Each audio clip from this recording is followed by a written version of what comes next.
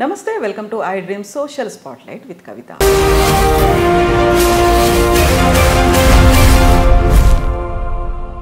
హైదరాబాద్ నగరం కిక్కిరిసిపోతోంది, కిటకిటలాడుతోంది. జన సాంద్రతలో ఢిల్లీని మించిపోయింది అనేటువంటి లెక్కలు చెప్తున్నాయి.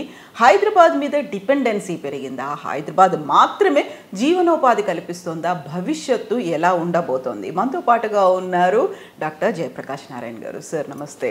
నమస్తే కవిత. సార్, మీరు గతంలో చెప్పారు హైదరాబాద్ మీద డిపెండెన్సీ పెరిగిపోతుంది, హైదరాబాద్ని మించింది అనేది. అవి లెక్కలు కూడా చాలా క్లియర్గా అదే రివీల్ చేశాయి సార్. సో హైదరాబాద్ ఎందుకంత ఒక బ్రాండ్ ఇమేజ్ పెరిగిందా? హైదరాబాద్ అనగానే మహానగరం, మనకు బ్రెడ్ అండ్ బటర్ ఇస్తుంది అనే ఒక ఆలోచన ఏంటి? ఒకటి ఏమిటంటే, గత 30 ఏళ్ళుగా చంద్రబాబు నాయుడు గారి దగ్గర నుంచి ముఖ్యమంత్రిగా ఏ పార్టీ ప్రభుత్వం ఉన్నా, ఎవరు ముఖ్యమంత్రి అయినా కూడా, చంద్రబాబు నాయుడు గారు కావచ్చు, రాజశేఖర రెడ్డి గారు కావచ్చు, తర్వాత వచ్చినటువంటి కిరణ్ కుమార్ రెడ్డి గారు కావచ్చు, మరి ఆ తర్వాత వచ్చినటువంటి టీఆర్ఎస్ కేసీఆర్ గారు కావచ్చు, ఇప్పుడు కావచ్చు, ఖచ్చితంగా హైదరాబాద్ నగరంలో చాలా గౌరవప్రదమైన స్థాయిలో, అంటే మన దేశం పరిస్థితుల్లో పోల్చినట్లయితే మంచి ప్రమాణాల సదుపాయాలు కల్పించడంలో కృషి చేశారు. సహజంగా బ్రాండ్ ఇమేజ్ పెరుగుతుంది, మనంతా గర్వపడుతున్నాం. ఇంకా అంతర్జాతీయ ప్రమాణాల నగరం ఒకటి ఉన్నట్టయితే, ఒక గ్రీన్ ఫీల్డ్ సిటీ ఉన్నట్టయితే, హైదరాబాద్ పేరుకి హైదరాబాద్ అంటున్నాం, కానీ కొత్తగా డెవలప్మెంట్ అంతా గ్రీన్ ఫీల్డ్ డెవలప్మెంట్ ఇది. దానివల్ల మనకు బ్రాండ్ పెరిగింది, ఎకానమీ పెరుగుతుంది, ఉద్యోగాల కల్పన జరుగుతుంది. కానీ సమస్య ఏంటంటే, ఒకే నగరమే ఆధారపడితే 90% మంది ప్రజలు అసంఘటిత రంగంలో తక్కువ స్కిల్స్తో, తక్కువ ఆదాయంతో ఉన్నారు. బాగా ఎక్కువ స్కిల్ ఉందనుకోండి, మీరు యూనివర్సిటీ ప్రొఫెసర్గా ఉన్నారు, ఒక సైంటిస్ట్గా ఉన్నారు, ఒక ఫిల్మ్లో టాప్ రేట్ యాక్టర్గా ఉన్నారు, డైరెక్టర్గా ఉన్నారు, అప్పుడు హైదరాబాద్ అవసరం, మహానగరాలు అవసరం. కానీ తక్కువ ఆదాయంతో, తక్కువ నైపుణ్యంతో చేసే పనులకి మహానగరం ఎందుకు రావాలి? పాపం రెక్కాడితే డొక్కాడిన వాళ్ళు బతుకు దుర్భరం అవుతుంది వాళ్ళకి. ఇక్కడ ఒంటరి జీవితం, కుటుంబంతో ఉండలేరు, మరి ఉండడానికి సరైన నిలవ నీడ ఉండదు, ఎక్కడో చోట 10 మందితో కలిసి ఉంటారు. ప్రయాణం అటు ఇటు పనిచేసే చోటుకి వెళ్ళటం రావటం, ప్రయాణం అంతా హైరాన్ అయిపోతుంది మనకి. మీరు అక్కడి నుంచి ఇక్కడ రావాలంటే చూస్తున్నాం కదా ట్రాఫిక్ ఎట్లా ఉంటుందో. ఒక్కరోజు కనుక మరి పని ఆగిపోతే బస్సులు ఉండాలి. చిన్న జబ్బు చేస్తే ఆలనా పాలన అనేది ఒంటరిగా ఉంటారు కాబట్టి పట్టించుకునే వాళ్ళు లేడు. సంక్షోభం, జీవితం నరకం అనిపిస్తున్నారు, నగరాలు రద్దీ అయిపోతున్నాయి. కాబట్టి హైదరాబాద్ నగరాన్ని గౌరవపడదాం, పెంచుదాం. కానీ 100కి 60-70 మంది గ్రామ ప్రాంతాల్లో ఉన్న దేశంలో ఆ గ్రామాల నుంచి ప్రతి వాళ్ళు హైదరాబాద్కి పోకపోతే బతుకు తెరువు లేదన్న పరిస్థితి కాకుండా, స్థానికంగా చిన్న పట్టణాలు వచ్చినట్టయితే, ఈవేళ మనకి అన్ని చోట్ల టెలివిజన్ ఉంది, కరెంట్ ఉన్నది, మొబైల్ ఫోన్లు ఉన్నాయి, డిజిటల్ టెక్నాలజీ, కంప్యూటర్లు ఉన్నాయి. ఈ 4 ఉన్నప్పుడు చాలా పనులు లోకల్గా చేసుకోవచ్చు, అన్నీ హైదరాబాద్లో చేసుకోవాల్సిన అవసరం లేదు. పూర్వం ఇవి కూడా ఉండే కాదు. అంచేత అక్కడ ఇవి అభివృద్ధి చెందినట్టయితే ఇన్సిటు అర్బనైజేషన్ అంటాం, ఎక్కడికక్కడ పట్టణీకరణ, ఎక్కడికక్కడ స్థానికంగానే వలసలు పోవటం. ఆ ఊరి నుంచి 10-20 కిలోమీటర్ల దూరంలో హైదరాబాదు పెరుగుతుంది. కానీ హైదరాబాద్ నరకంగా మారదు, సామాన్యులకి నరకంగా మారదు. ఇప్పుడు సామాన్యులకే కాదు, ఇవాళ హైదరాబాద్లో ట్రాఫిక్ చూస్తే మీకు అర్థమవుతుంది ఏం జరుగుతుంది. అంచేత హైదరాబాదు జనసాంద్రత పెరగడం గొప్ప విషయంగా అనుకోకూడదు. అమెరికా చాలా సంపన్న దేశం కదా. అమెరికాలో న్యూయార్క్ నగరం కంటే హైదరాబాద్ నగరం చాలా పెద్దది. అమెరికాలో అతిపెద్ద నగరం, ప్రపంచానికి రాజధానిగా దాదాపుగా అనుకుంటున్న నగరం న్యూయార్క్ నగరం. న్యూయార్క్ కంటే హైదరాబాద్ పెద్దది. అలాగే అమెరికాలో మహానగరాలు న్యూయార్క్ తర్వాత ఉన్నది లాస్ ఏంజలస్, ఆ తర్వాత షికాగో. ఇవన్నీ 30 లక్షలు, 40 లక్షలు, 50 లక్షలు, 60 లక్షలు అంటే చాలా గొప్ప రకంగా. మిగతా నగరాలని 15-20 లక్షలు. హ్యూస్టన్ 4వ నగరం అంటాం. మనకి ఏదో కోటి నగరం అయితే గొప్ప అనుకుంటున్నాం. ఈ కోటి నగరాలు చాలా కావాలని కోరుకుంటున్నాం. మహానగరాలు కొన్ని అవసరమే, కానీ ఎక్కడికక్కడ చిన్న పట్టణాలు లేకపోతే బ్రతుకు నరకం అవుతుంది. ఆర్థిక అభివృద్ధి అందరికీ విస్తరించదు. కేవలం హైదరాబాద్లో మాత్రమే జీవితం బాగుంటే మిగతా చోట్ల బాగోకపోతే మరి దేశాన్ని ఎట్లా కాపాడుకుంటాం మనం? రాజకీయంగా సుస్థిరత్వం ఉండదు, ఆర్థికంగా ఎదుగుదల ఆగిపోతుంది, సామాజికంగా శాంతి ఉండదు. అంచేత మనం రాజధాని కాబట్టి హైదరాబాద్ అనుకోకుండా, మనం కాస్త తెలంగాణలో చాలా జిల్లాలు ఉన్నాయి, చాలా పట్టణాలు ఉన్నాయి, లేకపోతే చాలా పెద్ద గ్రామాలు పట్టణాలు అయ్యే అవకాశం ఉన్నాయి. చాలామందికి గ్రామాల్లో ఉన్న వాళ్ళకి నైపుణ్యం ఉన్నది. అక్కడ 15-20 వేల రూపాయల సంపాదన ఉంటే నెలకి ఇక్కడ 50,000కు సమానం. గౌరవంగా బతుకుతారు, ఆలనా పాలన ఉంటుంది, చుట్టుపక్కల కుటుంబము, తెలిసిన వాళ్ళు, బంధుమిత్రులు, తెలిసిన ప్లేస్ ఉంటుంది. వాళ్ళు పెరిగిన చోటికి 10 కిలోమీటర్ల దూరంలో పని ఉంటుంది. అట్లా ఆలోచించాలి. కానీ అంతా మన చుట్టే రాజ్యం తిరగాలి, మిగతా వాళ్ళకి ఇక్కడ రావాలనుకునేటువంటి సంస్కారం పోవాలి. సో హైదరాబాద్ బ్రాండ్ ఇమేజ్ చూసే పెట్టుబడులు వస్తున్నాయి. హైదరాబాద్ బ్రాండ్ ఇమేజ్కు తగ్గట్టుగా చుట్టూ పరిశ్రమలు కావచ్చు, ఇక్కడ మెట్రో రైలు కావచ్చు, ఔటర్ రింగ్ రోడ్ కావచ్చు, హైదరాబాద్ విస్తరిస్తోంది. దానికి తగ్గట్టుగా అన్ని వసతులు కల్పిస్తున్నామని చెప్తున్నారు. ఎట్ ద సేమ్ టైం దాదాపు 1 కోటి వాహనాలు ఉన్నాయి అంటే వీ కెన్ ఇమాజిన్ ప్రజలతో పోటీ పడుతున్నటువంటి వాహనాలు, జనసాంద్రత పెరిగినట్టుగానే వాహనాల సంఖ్య. ఒక వాహనం ఉంది ఇప్పుడు. ఏమైందంటే ఇప్పుడు ఈవేళ దేశం మొత్తంలో లెక్కలు ఏం చెప్తున్నాయంటే, మీకు బాటమ్ క్వింటల్ అంటే దిగువ 20% జనాభాలో కూడా మనకి 50% కుటుంబాలకు ఏదో వాహనం ఉంది. ఇక మిగతా కుటుంబాలు ప్రతి ఒక్కళ్ళకి కుటుంబానికి 1, 2, 3 వాహనాలు ఉన్నాయి. కొన్ని కుటుంబాల్లో అయితే మనిషికి 1 కంటే ఎక్కువగా వాహనాలు ఉన్నాయి.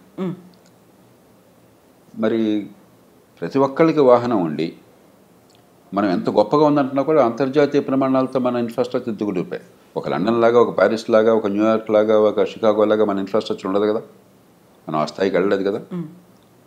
అది లేదు. 2, మనం ట్రాఫిక్ రూల్స్ పాటించము, ఏదో ఇష్టం వచ్చినట్టు పోవటం అలవాటు అయిపోతుంది. నరకంగా ఏమవుతుంది? కాబట్టి మనం జనాభా పెరగటము, జనసాంద్రత పెరగటం గొప్పగా అనుకోకూడదు, అది బలహీనతగా అనుకోవాలి. అంటే బతుకు తెరివి ఇంకో చోట లేక, గతి లేక అందరూ నిరుపేదలు కూడా వచ్చే పరిస్థితి మనం కల్పిస్తున్నాం. వాళ్ళ జీవితం దుర్భరం చేస్తున్నాం, నగరాలు నరకం చేస్తున్నాం. కాబట్టి నగరాలు పెరగాల, నగరాల్లో చేసే పని స్థాయి వేరు. కానీ అల్పాదాయ వర్గాలకి, తక్కువ నైపుణ్యం ఉన్న వాళ్ళకి, తక్కువ ఆదాయంతో గౌరవంగా బతకడానికి, కుటుంబాల దగ్గర ఉండేటి ఏర్పాటు చేయడానికి అక్కడ ఆర్థికంగా పెరిగే ఏర్పాట్లు మనం చేయాలి. ఈ 2 ఏకకాలంలో సాధించాలి. మనకు అసలు ఆ దృష్టి పోయింది. అంతా మహానగరమే, హైదరాబాదే. నేను హైదరాబాద్ వాసిని, గర్వపడుతున్నాను, సంతోషపడుతున్నాం. ఇక్కడ పొరపాట్లు చాలా ఉన్నాయి, ఈ పొరపాట్లు సవరిద్దాం. కానీ అక్కడ కూడా పెరిగే అవకాశం కల్పిద్దాం. అలా కాకుండా మన వాళ్ళు ఏమనుకుంటున్నారు, హైదరాబాద్ని చుట్టూ పెద్దగా ఏమి ఎవరో అవాంతరాలు లేవు కాబట్టి, మన సముద్రం మరొకటి అడ్డొచ్చేలేదు కాబట్టి ఊరికే విస్తరించుకుంటూ పోతున్నారు. చివరికి ఏమవుతుంది, మెక్సికో సిటీలాగా పెద్ద అర్బన్ స్ప్లాల్ అయిపోతుంది. అది కాదు, పెరిగిన హైదరాబాద్ ఇట్లా ఉండండి, సంతోషం. కానీ ఎక్కడికక్కడ స్థానికంగా ఆర్థిక కేంద్రాలు వచ్చే ఏర్పాటు చేయండి. అప్పుడు ఏమవుతుందంటే గార్మెంట్ సెక్టర్ కావచ్చు, బట్టల తయారీ, లేకపోతే మీకు లెదర్ సెక్టర్ కావచ్చు, లేదంటే ఎలక్ట్రానిక్స్ చిన్న గూడ్స్ కావచ్చు, టాయ్స్ కావచ్చు. అంటే ఇవన్నీ పెద్ద వాల్యూ ఎడిషన్ లేకుండా, పెద్ద నైపుణ్యం అవసరం లేకుండా దేశానికి విదేశీ మార్గద్రవ్యం అనిపిస్తుంది, ఉత్పత్తి వస్తుంది. కానీ పేదలకు ఆదాయం దొరుకుతుంది, గౌరవప్రదమైన ఆదాయం దొరుకుతుంది. ఆ రకమైన ఇమాజినేషన్ లేకుండా ఎంతసేపటికి ఆర్టిఫిషియల్ ఇంటెలిజెన్సు, లేకపోతే బ్లాక్ చైన్ టెక్నాలజీస్ ఇవే వద్దని అంటలా, అవన్నీ కావాలి. కానీ దాంతోనే ఈ దేశాన్ని మనం మార్చలేం, ఈ బెదరకాన్ని తొలగించలేం. సో ఫ్లైఓవర్లు కావచ్చు, మెట్రో రైల్ కావచ్చు, ఔటర్ రింగ్ రోడ్ కావచ్చు, ఇవన్నీ కూడా హైదరాబాద్ కేంద్రంగా హెచ్ఎండిఏ కూడా ఆలోచిస్తోంది, ఎలా విస్తరణకు తగ్గట్టుగా మెరుగైనటువంటి వసతులు. సరే, ఇప్పుడు జనసాంద్రతల్లో ఢిల్లీని మించిపోయింది, కాలుష్యంలో బెంగళూరుని మించిపోతుందా, లేకపోతే ట్రాఫిక్ జాముల్లో మించిపోతుందా, ఢిల్లీ బెంగళూరు వీటితో పోటీ పడుతుందా అనుకున్నప్పుడు ప్రత్యామ్నాయాలు ఎలా ఆలోచించాలంటారు సార్? ట్రాఫిక్ విషయం ఒకటి ముఖ్యమైనది మీరు చెప్పారు. ఇప్పుడు ఈ మధ్యకాలంలో బెంగళూరు గురించి అందరూ చెప్తున్నారు ట్రాఫిక్ అధ్వానంగా ఉంటున్నారు. మనం బెంగళూరుతో చాలా తీవ్రంగా పోటీ పడుతున్నాం. నేను ఖచ్చితంగా మాట చెప్పాను. ఈ మధ్య 2-3 సార్లు నేను బెంగళూరు వెళ్ళాను, ఎలా ఉందో నాకు తెలుసు. మనకి హైదరాబాద్ దాదాపు ఆ స్థాయికి వచ్చేస్తాం. ఎందుకంటే వాహనాలు పెరిగినప్పుడు మనం ఏం చేయలేం. ప్రపంచం అంతా అనుభవం ఏం తేలిందంటే, మీరు ఎన్ని ఫ్లైఓవర్లు కట్టినా అది కట్టొద్దని అంటలా, కట్టాలి. ఎంత రోడ్లు విస్తరణ చేసినా కూడా పబ్లిక్ ట్రాన్స్పోర్ట్ లేకుండా, మంచి క్వాలిటీ పబ్లిక్ ట్రాన్స్పోర్ట్, మెట్రో కావచ్చు, ఆర్టీసీ కావచ్చు, ఎంఎంటీసీ కావచ్చు, ప్రైవేట్ ట్రాన్స్పోర్ట్లు కావచ్చు, ఇవన్నీ లేకుండా, అవన్నీ ఇంటిగ్రేట్ చేయకుండా, సమన్వయం లేకుండా, కుడి చేయడంచే సంబంధం లేకుండా నడుస్తున్నాయనుకోండి, మీరు ఏ తలకిందులుగా తపస్సు చేసినా కూడా రద్దీని ఆపలేరు. అమెరికా కంటే గొప్ప ఇన్ఫ్రాస్ట్రక్చర్, అమెరికా కంటే పెద్ద రోడ్లు మనకు రావు. అమెరికాలో చూస్తే మీకు కనిపిస్తుంది ట్రాఫిక్ అంత నరకమా, ఎందుకంటే అక్కడ పబ్లిక్ ట్రాన్స్పోర్ట్ పెద్దగా ఉండదు, కొన్ని సిటీస్లో తప్ప.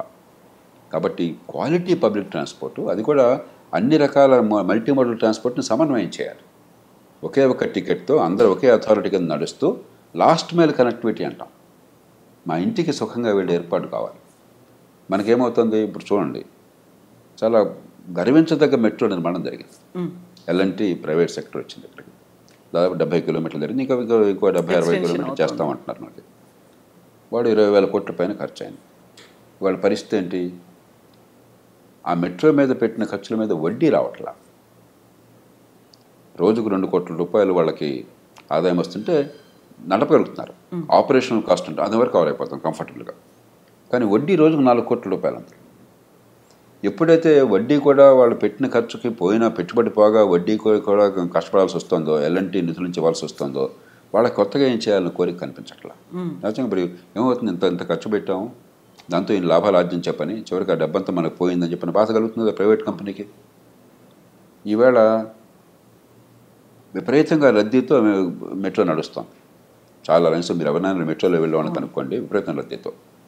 ఇటీవల కాలం దాకా కొన్ని నెలల క్రితం దాకా గంటకోటి నడిచేది.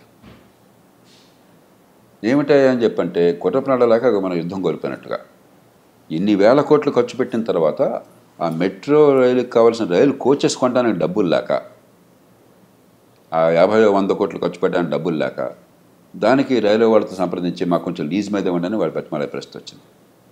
ఆలస్యమైంది. ప్రస్తుతం 15 నిమిషాలకు ఒకసారి నడుస్తుంది. ప్రపంచంలో చాలా చోట్ల నిమిషానికి ఒకసారి నడుపుతారు. మీకు బాగా రద్దీ ఉందంటే డిమాండ్ ఉంది కదా, డిమాండ్ ఉన్నప్పుడు మీరు ఫ్రీక్వెన్సీ పెంచాలి కదా. ఆల్రెడీ మొత్తం మీరు ట్రాక్ అంతా నిర్మాణం చేశారు కదా. నిర్మాణం చేసినప్పుడు నిమిషానికి ఒక రైలు వెళ్ళినా 20 నిమిషాలకు ఒక రైలు వెళ్ళినా కూడా ఇన్ఫ్రాస్ట్రక్చర్లో తేడా లేదు. మీకు కావాల్సిందల్లా ఈ కోచెస్ ఈ ట్రైన్స్ కావాలంతే, నెంబర్ పెంచాలి. వారిని అడిగితే వాళ్ళు ఏం చెప్తున్నారు, ఇప్పుడు మాకు ఒక 10 ట్రైన్స్ అదనంగా ఉంటే 10-30 కోచెస్, ఒక్కొక్క కోచ్కి 10 కోట్లు అవుతుంది. 300 కోట్ల రూపాయలు ఉంటే ఎంత ఫ్రీక్వెన్సీ కావాలని వేస్తాం. 300 కోట్లు లేక 24,000 కోట్లు ఖర్చు పెట్టిన తర్వాత కేవలం 300 కోట్లు లేక నగర అవసరం తీరట్లా. చిన్న ఉదాహరణ చెప్తాను. ప్రైవేట్ కంపెనీ పాపం వాళ్ళు ఇప్పటికే డబ్బు తెలంగాణ కోసం హైదరాబాద్ కోసం వాళ్ళు ఖర్చు పెట్టారు, వాళ్ళు బాధ వాడుకుంటారు. గవర్నమెంట్ దాని గురించి పట్టించుకోవట్లేదు. 2 ఎంఎంటీఎస్ విస్తరణ కూడా చేస్తూ ఉంటున్నారు, సంతోషం. కానీ ఎంఎంటీఎస్ దారు ఎంఎంటీఎస్దే, ఆర్టీసీ దారు ఆర్టీసీదే, మరి ప్రైవేట్ బస్సుల దారు ప్రైవేట్ బస్సులదే. ఆ లాస్ట్ మైల్ కనెక్టివిటీ లేదు. మీరు లాస్ట్ మైల్ కనెక్టివిటీ వచ్చేట్టుగా చేసి 4ని సమన్వయం చేసి ఒకే పెట్టారనుకోండి, ఫ్రీక్వెన్సీ జనానికి ఎంత అవసరమైతే అంత మీరు ఖరీదైన మనుషులకు కూడా నమ్మదగ్గ ట్రాన్స్పోర్ట్ సిస్టమ్ ఉందనుకోండి. మీరు లండన్ వెళితే ప్యారిస్ వెళితే మీరు పబ్లిక్ ట్రాన్స్పోర్టే వాడతారు 199 మంది. అది వాడకపోతే మూర్ఖులం మనం, చాలా కష్టపడాల్సి వస్తుంది. అలా ఆ రకంగా ఏర్పాటు చేశారనుకోండి సౌకర్యవంతంగా. మా ఇంటి నుంచి అక్కడికి వెళ్ళడానికి కావాలంటే బస్సు ఏదో ఉంటుంది, దగ్గర అయితే నడిచి వెళ్తాను నేను. అక్కడి నుంచి నాకు బస్సు ఎక్కినా లేకపోతే ఎంఎంటీఎస్ ఎక్కినా లేకపోతే మెట్రో ఎక్కినా కూడా ఒకటే టికెట్. అన్నీ మంచి ప్రమాణాలతో ఉంటాయి, కంఫర్టబుల్గా. వేసవికాలం ఉందనుకోండి తగ్గ ఎయిర్ కండిషన్ బస్సు ఉంటుంది. అలాగే ఎంఎంటీఎస్ కూడా ఇంప్రూవ్ చేస్తాం. ఇలా చేసామనుకోండి, ఆ కొద్దిపాటి ఏర్పాట్లు చేసామనుకోండి, 190 మంది దాన్ని వాడతారు సంతోషంగా. ఇప్పుడు నేను కొన్ని సందర్భాలు వాడాలనుకున్నా కూడా ఈ అసౌకర్యం భరించలేక కారు వెళ్ళాల్సి వస్తుంది. మనం కూడా రద్దీలో భాగం అయిపోయినాం.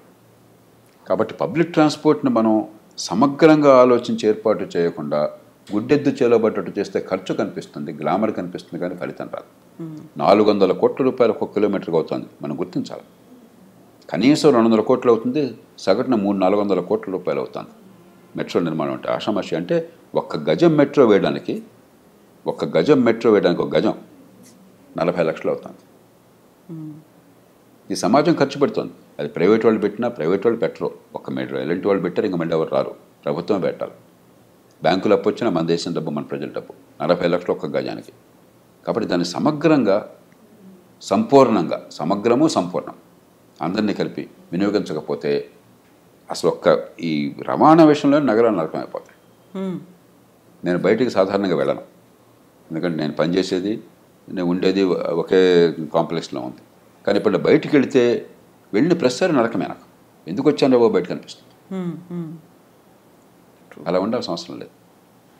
మనకు వచ్చి గౌరవప్రదమైన జీవితం. యూరోప్ వెళ్తే మీరు ఎక్కడికి వెళ్ళినా కూడా అక్కడ చక్కని ప్రమాణాల పబ్లిక్ ట్రాన్స్పోర్ట్, మల్టీమోడల్ ట్రాన్స్పోర్టు కనెక్టివిటీతో ఉంటుంది. హాయిగా పౌరుడికి హాయిగా వెళ్ళిపోయి మొత్తం ఈ మొత్తం ఎందుకు, మన ప్రజల జీవితాలు సాఫీగా నడవాలి. ఒకసారి నేను సోల్ వెళ్తే దక్షిణ కొరియా రాజధానికి పొద్దున్నే తెల్లవారుజామున నేను ప్రయాణం చేయాల్సి వచ్చింది. బయట బాగా చలిగా ఉంది. నేనేమో అలవాటు లేక ఏదో మామూలు బట్టలో కోట్ ఉంది, కానీ చలికి తట్టుకునే బట్టలు లేవు. 5 గంటలకి బస్సు తీసుకోవాలి నేను ఉన్న హోటల్ నుంచి. 8 గంటలకి ఎందుకో ఫ్లైట్ ఉన్నది. నేను వాళ్ళని అడిగాను, బస్సు ఎన్ని గంటలకి ఎక్కొచ్చాయా అని. కరెక్ట్గా 5 గంటలకు రండి సార్ అన్నాడు. నాకు మరి బయట చల్లు నుంచోవడం కష్టం, బయట ఎక్కువసేపు నుంచోకుండా వెళ్ళాలంటే ఏం చేయాలి? ఒక గడియారం చూడండి, 30 సెకండ్ల ముందు బయటకు వెళ్ళండి, చూడండి 30 సెకండ్ల ముందు బయటకు వెళ్ళండి, బస్సు అందుకుంటారన్నాడు. సెకండ్తో సహా కరెక్ట్గా వస్తుంటాను. పొరపాటున మిస్ అయ్యాను అనుకో ఏమవుతుందన్నాడు. ఏం పర్లేదు, ఇంకో 15 నిమిషాల్లో మళ్ళీ బస్సు వస్తున్నాడు. నిజంగా అదంతా కరెక్ట్, నేను చూశాను. అంటే మీకు ఎంత హాయిగా ఉంది, ఎంత కన్వీనియంట్గా ఉంది. స్ట్రెస్ లేకుండా, భయం లేకుండా, కంగారు లేకుండా, హార్ట్ అటాక్ లేకుండా ఎంత హాయిగా ఉంది. అది జీవితం. ట్రాఫిక్ జామ్లో లేట్ అవుతుందేమో అనేది. అంటే పౌరుడి సౌకర్యాలు పెంచాలి. మన పరిపాలన అంటే మన వనరులు ఖర్చు పెట్టడం అంటే జాతి వనరులు, పౌరుడి జీవితం ప్రశాంతంగా, సుఖప్రదంగా, ఉత్పాదకత ఉండేట్టుగా, మనసు చికాకులు లేకుండా ఉండాలి. అది లేని ప్రభుత్వాలు కాదు, అది చేయలేని ప్రభుత్వాలు. అసలు మర్చిపోయాం మనంతా ఆర్భాటం, హడావిడి, గొడవలు, గందరగోళాలు తప్పితే పౌరుడి జీవితం ప్రశాంతంగా ఉండడం, పన్ను కట్టే వాళ్ళ బతుకుని హాయిగా ఉంచడం, అసౌకర్యం లేకుండా చేయటం, వాళ్ళ పని వాళ్ళు హాయిగా పోయినట్టు చేయటం, ప్రభుత్వం పత్రం మర్చిపోయాను. డబ్బులు మాత్రం ఖర్చు పెడుతున్నాం ఉత్సాహంగా. ఇప్పుడు మెట్రో చూడండి, ఈ మధ్య ప్రకటించారు, మళ్ళీ ఇంకో 30,000 కోట్లు 20,000 కోట్లు వేస్తారు. మీరు చూడండి, ఇప్పుడు ప్రకటించారు కదా, ఎయిర్పోర్ట్ దాకా ఒకటి, మరొకటి వరకు. ఇవన్నీ కలిపితే మళ్ళీ ఇంకొక 25,000 కోట్లు అవుతుంది. ఇంకా అంచనాలు వచ్చినట్లేవు. బట్ నేను ఇక్కడ కూర్చొని చెప్పగలను అన్నమాట. ఇంత ఆర్భాటంగా చేశాము, ఫలితం రాకపోతే ఉపయోగం ఏంటి? ఇంత మెట్రో వచ్చినప్పుడు మనలో 190 మంది కార్లు అవసరం లేకుండా మెట్రోని మిగతా వాటిని ఉపయోగించిన ఏర్పాటు మీరు చేశారనుకోండి, అప్పుడు ఇవన్నీ ఫలవంతమని. లేకపోతే ఊరికే డ్రామా కోసం చేస్తున్నాం. Yes sir, thank you so much sir. Thank you.